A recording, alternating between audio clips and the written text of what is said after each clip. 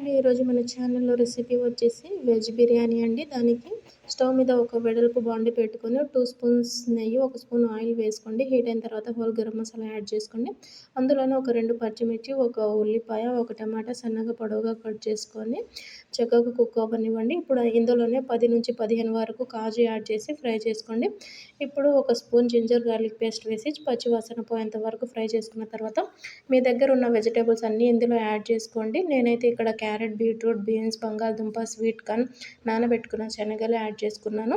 అందులోనే కొద్దిగా కొత్తిమీర, పుదీనా యాడ్ చేసుకోండి. కుక్ అయిన తర్వాత ఇందులోనే ఉప్పు, పసుపు, కారం, గరం మసాలా, ధనియా పౌడర్ యాడ్ చేసుకోండి.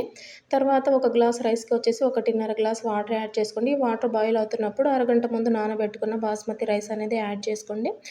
చక్కగా కుక్ అవ్వనివ్వండి రైస్ అనేది. ఫుల్ వీడియో వచ్చేసి మన ఛానల్‌లో ఉంది, చూసేయండి. Thank you.